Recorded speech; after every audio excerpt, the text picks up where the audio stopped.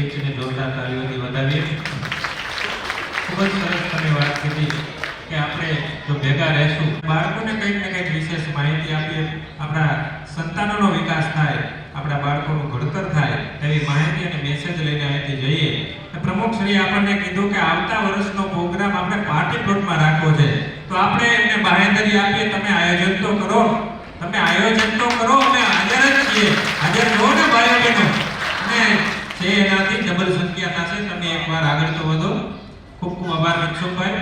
હવે આપણે વિદ્યાર્થીઓના સન્માન તરફ જઈ રહ્યા છે, ત્યારે આપણી વચ્ચે બે મહેમાનો આવેલા છે જે સભા મંડપમાં બેઠેલા છે.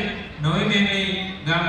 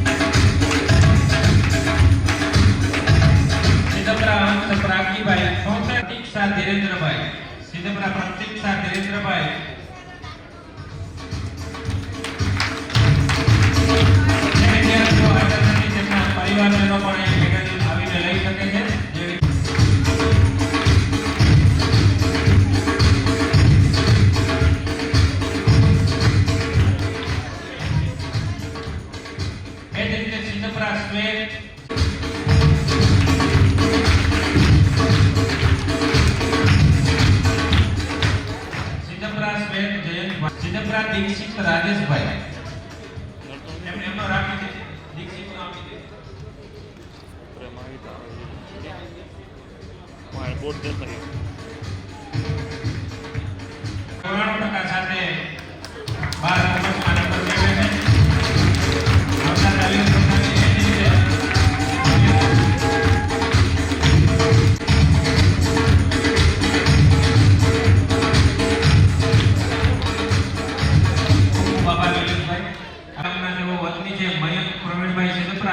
કે જેઓ એગ્રીકલ્ચર ઓફિસર છે, ડેપ્યુટી ડાયરેક્ટર લઘુ કૃષિ ભવન જૂનાગઢથી છે અને તેઓ અત્યારે સારી એવી પોસ્ટ ઉપર છે, ત્યારે તેઓને આપણે વિનંતી કરીએ કે અમારા વિદ્યાર્થીઓને તેઓ કઈ રીતે આગળ વધે, કઈ રીતે મહેનત કરી અને તમે તમારા જીવનમાં આ પોસ્ટ ઉપર પહોંચાડી. મયંકભાઈ સિદ્ધપરા.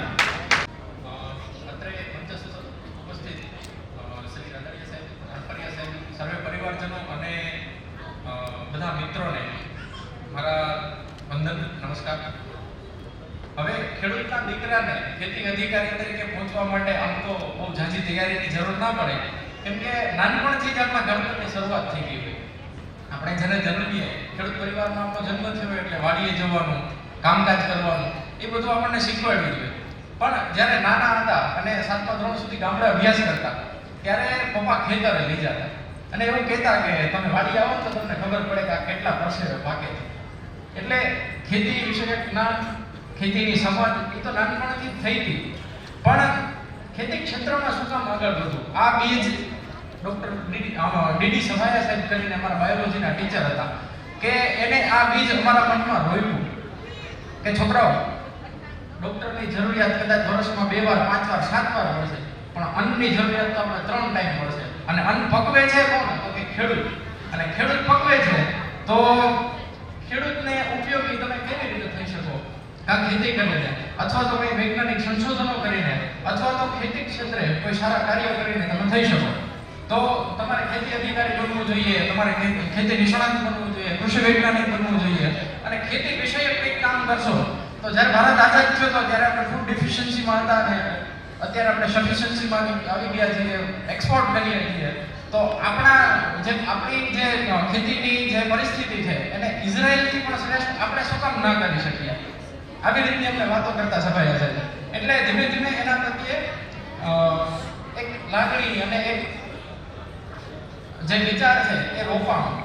પણ જ્યારે મેં આણંદ કૃષિ યુનિવર્સિટીમાં સાહેબના કહેવાથી જ્યારે એડમિશન લીધું, મેડિકલની અંદર મને મળતું હતું, પણ છતાંય મેં જ્યારે એગ્રીકલ્ચર સેક્ટરમાં એડમિશન લીધું ત્યારે એટલી બધી ક્લેરિટી નહોતી કે આ ક્ષેત્રમાં હું વધુ કેવી રીતે આગળ વધીશ, સમાજ ઉપયોગી કેવી રીતે બનીશ. ત્યારે મારો મેળાપ થયો ડૉક્ટર કલ્યાણરાવ પાટીલ સાથે, કે જે ઓલ ઇન્ડિયામાં ફર્સ્ટ રેન્કે એગ્રીકલ્ચર રિસર્ચ સાયન્ટિસ્ટ 2 વખત પાસ થયા હતા અને યુપીએસસી પણ ક્લિયર કરેલી હતી. પણ એમને મૂળ સુધારવું હતું, એટલે ખેતીના એગ્રીકલ્ચર યુનિવર્સિટીના વિદ્યાર્થીઓને ભણાવવા માટે થઈ અને આણંદ કૃષિ યુનિવર્સિટીમાં પ્રોફેસર તરીકે એમને નોકરી પસંદ કરી હતી. બહુ ટેલેન્ટેડ સાહેબ એમ, અને એમને અમને અધિકારી તરીકે ઘડવાની શરૂઆત કરી કે આની અંદર કઈ કઈ રીતે તૈયારી કરવી જોઈએ, કયા કયા વિષયોનું વાંચન કરવું જોઈએ. ઇન્ટરવ્યુ ખાસ કરીને ખેતી વિશે આપણે ભણતા હોઈએ એટલે લેખિત જે પરીક્ષા છે પ્રિલિમ્સ મેઇન્સ એ આપણને અઘરું લાગે ઇન્ટરવ્યુ. તો ઇન્ટરવ્યુની અંદર સૌથી પહેલી મહત્વની વસ્તુ કઈ છે તો કે એ છે તમારો સેલ્ફ કોન્ફિડન્સ.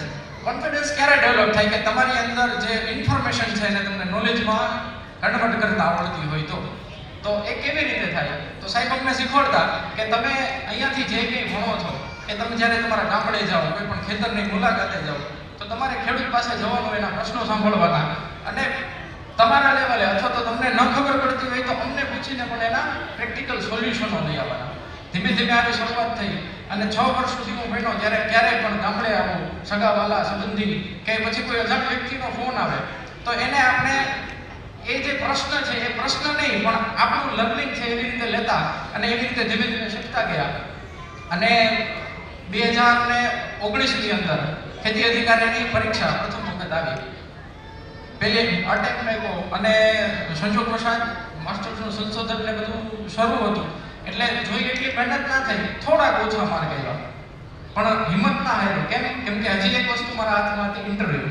અને મને કોન્ફિડન્સ હતો મારા કરતાં વધુ મારા જે ગુરુ છે ડૉક્ટર કલ્યાણરાવ પાટીલ, એ પાટીલ સાહેબ ઉપર વધુ વિશ્વાસ હતો કેમ કે એ આઈએએસ ક્લિયર કરી અને પ્રોફેસર થયા હતા એ મૂકીને. એટલે મને એમના ઉપર ભરોસો હતો સાહેબ મને જે કેળવશે ને એની અંદર હું ક્યાંય પાછો નહીં પડું. અને આજે ગૌરવ સાથે કહી શકું છું કે ઓલ ગુજરાતની અંદર સેકન્ડ હાઈએસ્ટ માર્ક મારા ઇન્ટરવ્યુમાં હતા. કેમ કે ગુજરાત જાહેર સેવા આયોગ કે ભારતનો જે જાહેર સેવા આયોગ છે એ ઇન્ટરવ્યુની અંદર માત્ર તમારું નોલેજ નથી ચેક કરતું, એ તમારો કોન્ફિડન્સ, એ તમારી વિઝડમ, એક ઓફિસર્સ લાઈક ક્વોલિટીઝ તમારામાં છે કે કેમ એ જોવે છે. એ કેળવવાનું કામ ઘણા બધા લોકોએ કર્યું છે. એમાં સિંહ ફાળો જો હું કહી શકું તો અમારા સાહેબનો હતો.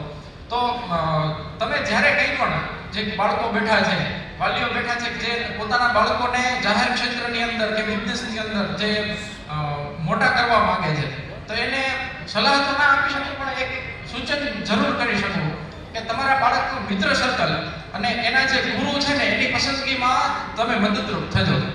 એક સારા માણસની સંગત હશે ને તો એ તમારો દીકરો કે દીકરી એ ટોપ લેવલ સુધી પહોંચશે. આ મને પંક્તિ યાદ આવે ઝવેરચંદ મેઘાણી સાહેબની કે ઘટમાં ઘોડા થનગને આતમ વીજે પાંખ અણદીઠેલી ભોમ પર યૌવન માંડે આંખ.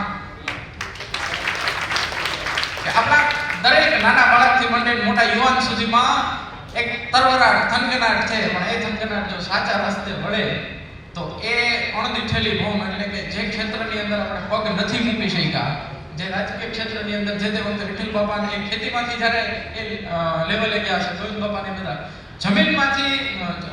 જમીન લેવલે જોડાયેલા અને અત્યારે આટલા ટોપ લેવલ સુધી પહોંચ્યા છે તો એ પોતાની સાહસિકતા, કોઠાસૂઝ અને એમના સારા સર્કલના લીધે પહોંચ્યા હશે. તો આ અવસર ઉપર એક છેલ્લી પંક્તિ કહી દઉં. હું રાજકોટ લેવોપટેક બોર્ડિંગમાં ભણતો, એની ટેગલાઈન હતી જીવવું તો ડરવું નહીં. તો એ પંક્તિઓ કહી અને મારી વાણીને વિરામ આપીશ કે શાયરના લોટ સાથે લડીને મરવું ભાઈ, તરણાને ઓછે કોઈથી તરવું નહીં, જે કાંઈ કરવું એ સાચ વાટીને કરવું ભાઈ, ગેંગે ફેફે કોઈથી કરવું નહીં, ન્યાય માટે નક્ષિક જોખમ ન કરવું ભાઈ, અન્યાય સામે જરાય ઓછું ઉતરવું નહીં, સમજી કે સાચું કામ કાચું કોઈથી કરવું નહીં, જીવવું તો ડરવું નહીં, ડરવું તો જીવવું નહીં. મયંકભાઈ શામજીભાઈ ભૂટનો વિદ્યાર્થી છે અને એમના ગુરુને યાદ કર્યા છે. આપણે એમને જોરદાર તાળીઓથી વધાવીએ. મયંકભાઈ બોલ્યા એટલે મને એમની એક ખાસ યાદ આવી ગઈ કે ગુરુ ગોવિંદ સાથ ખડે કિસકો લાગુ પાય, બલિહારી ગુરુદેવ કી કે મને ગોવિંદ ઓળખાય. મયંકભાઈએ તેમના ત્રણે ત્રણ ગુરુને યાદ કર્યા તો તેમના જીવનમાં તેમના ગુરુનો મહત્વનો રોલ હતો. સાહેબ, તમે સભાયા સાહેબને યાદ કર્યા, તમારું જીવન ઘડતર કરનાર કલ્યાણરાવ પાંડેને યાદ કર્યા, છેલ્લે આપણા સમાજનું ઘરેણું કહેવાય એવા શાંતિભાઈ ફૂટને પણ યાદ કર્યા. ખૂબ ખૂબ આભાર. તમે અમારા વિદ્યાર્થીઓને ઘણી બધી માહિતી આપી અને છેલ્લે કીધું કે તમારી આસપાસ કોણ છે એવા તમે બનો છો.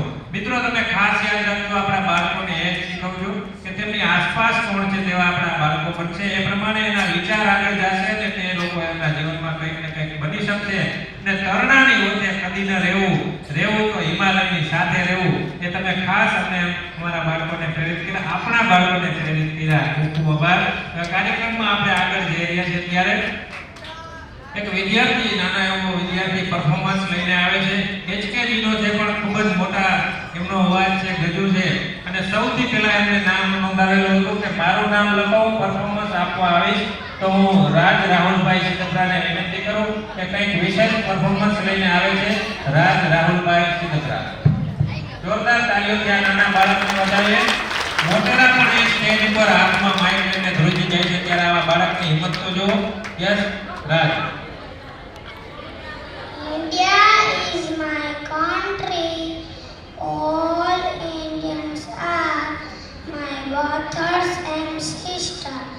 I love my country and I powder with and worry heritage. I shall give my parents, teachers and all elders respect and treat everyone in country. To my country and my people, I place my devotion in their well-being and Rashtrapati Allah. Bless my happiness. Jai Hind.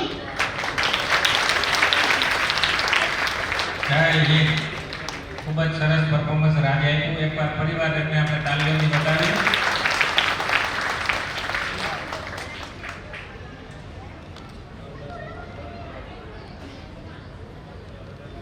હવે આપણો કાર્યક્રમ ખૂબ જ આમ જામતો જાય છે કે આપણા મહેમાનો, આપણા પરિવારજનો પણ અહીં પધારી રહ્યા છે. ત્યારે બહેનો જરીક પાછળ જોવો તો જગ્યા છે.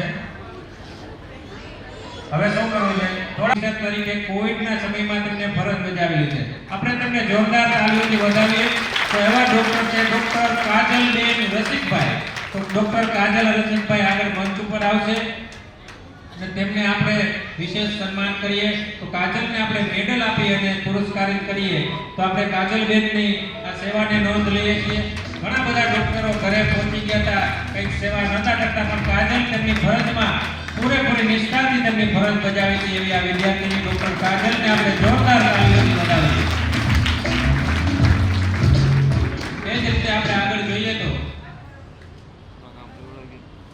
MS બાયોલોજીમાં સિદ્ધપરા જેની કાંતિભાઈ આગળ આવશે અને તેમનો મોમેન્ટો લેશે. જેની ના હોય તો તેમના પરિવારજનોમાંથી કોઈ આવી જાય.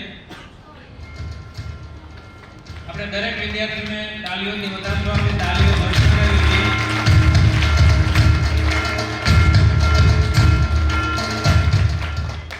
એ જ રીતે સિદ્ધપરા જાનવી રસિકભાઈ MSc માઇક્રોબાયોલોજીમાં તેમનો નંબર આવેલો છે. સિદ્ધપરા જાનવી રસિકભાઈ અને સિદ્ધપરા ક્રીના પરેશભાઈ સાથે ક્રીના પરેશભાઈ પણ રેડી રહેશે.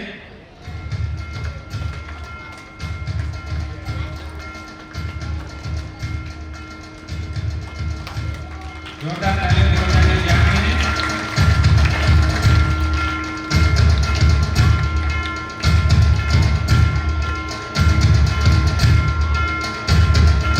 એ જ રીતે BHMS પાર્ટ 3 માં સિદ્ધપરા સચિન મહેશભાઈ જે હવે ડોક્ટર થવા જઈ રહ્યા છે. સિદ્ધપરા સચિન મહેશભાઈ આગળ આવશે અને સચિન ના હોય તો તેમના પરિવારજનો કોઈ પણ આવી જાય. એ જ રીતે BHMS પાર્ટ 2 માં સિદ્ધપરા અક્ષય મહેશભાઈ છે. સચિન કે અક્ષય, તેમના પરિવારજનો કોઈ, પરિવારના બાજુવાળા કોઈ, હા પરિવારજનો ન હોય તો તેમના પાડોશી આવી જાય.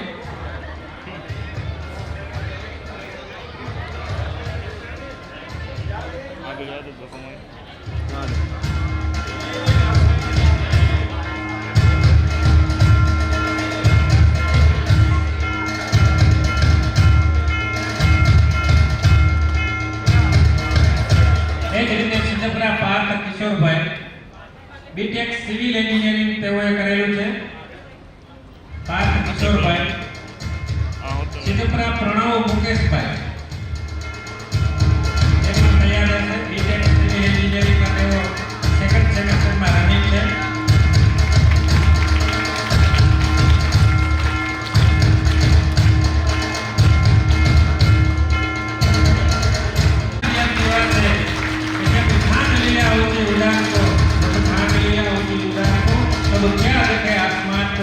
જોરદાર તાલીઓથી વધાવીએ. આભાર મહેશભાઈ. હવે આપણે આગળ આપણા બીટેક સિવિલ એન્જિનિયરિંગના બીજા વિદ્યાર્થીઓને સન્માનિત કરવા જઈ રહ્યા છીએ. ત્યારે હું રામપરિયા સાહેબને વિનંતી કરીશ કે આગળ મંચ ઉપર આવશે અને અમારા વિદ્યાર્થીઓને સન્માનિત કરશે. બી સિવિલ એન્જિનિયર સેમેસ્ટર 4 માં સિદ્ધપુરા સાવન ભૂપતભાઈ અને સિદ્ધપુરા વિરાજ રસિકભાઈ તેઓ આગળ આવશે.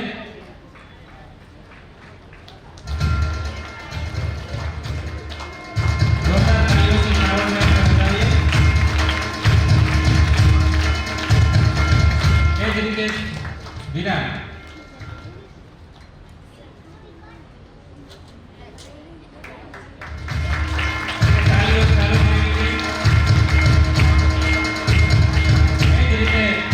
ઇન્ફોર્મેશન ટેકનોલોજીમાં સિદ્ધપુરા દર્શન શૈલેષભાઈ અને સિદ્ધપુરા મહેશ બિપિનભાઈ હાજર રહેશે.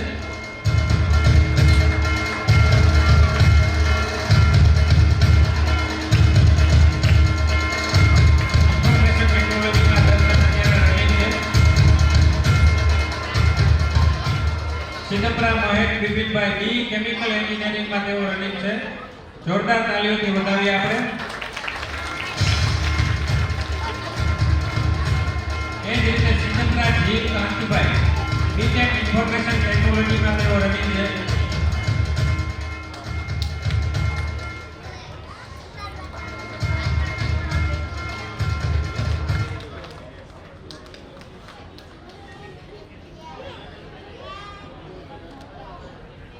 એ જ રીતે બીટેક કોમ્પ્યુટર એન્જિનિયરિંગમાં સિદ્ધપુરા પ્રગતિ મહેશભાઈ મંત્રી મહેશભાઈ આવે છે. જોરદાર તાલીઓથી આપણે વધાવીએ. બાળકો મેડલ મેળવે તેમાં બાળકો નહીં પણ એના પરિવારજનોની પણ મહેનત હોય છે. એનો અત્યારે આપણે મોજૂદ દાખલો છે. એમની દીકરી વતી એમના પપ્પાએ મોમેન્ટો સ્વીકાર્યો. ખૂબ ખૂબ આભાર સાહેબ.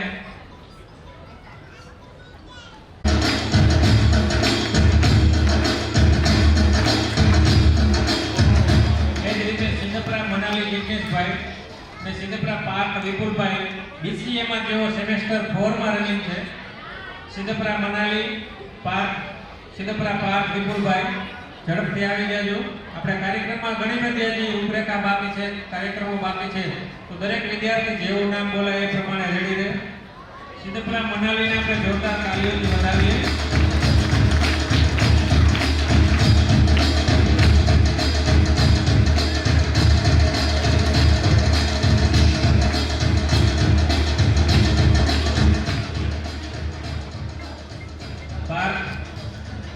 પાર્થ વિપુલભાઈ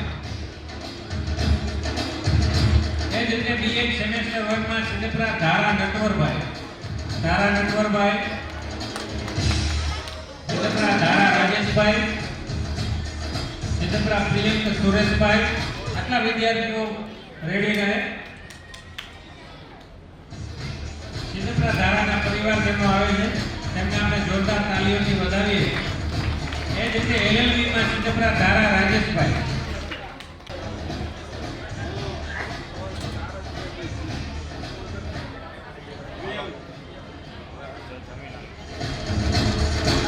પ્રિયંક મોટી એમનો ભાઈ આવેલો છે. જોરદાર વધાવો તાલીઓથી.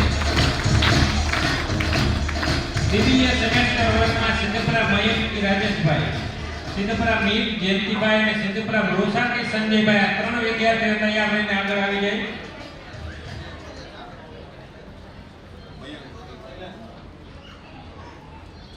નંબર ફર્સ્ટ છે મયંકી રાજેશભાઈ.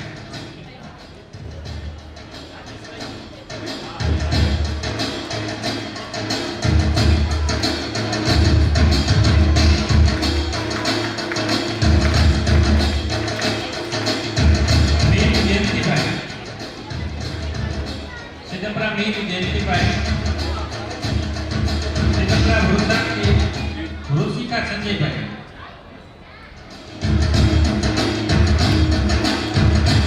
તાળીઓથી વધાવીએ. આગળ બેઠા હોય તો બહુ જ તાળી પાડવી છે. ભાઈઓ બહેન તમારી પણ તાળીઓ સંભળાવી છે. આવો મુંતાકીબેન.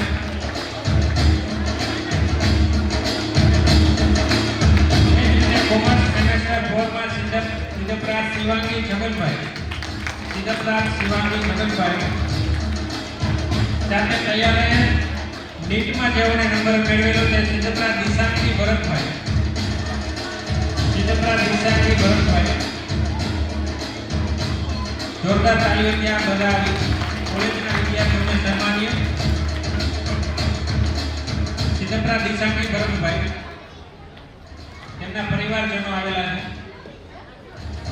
જોરદાર તાળીઓ વધાવીએ.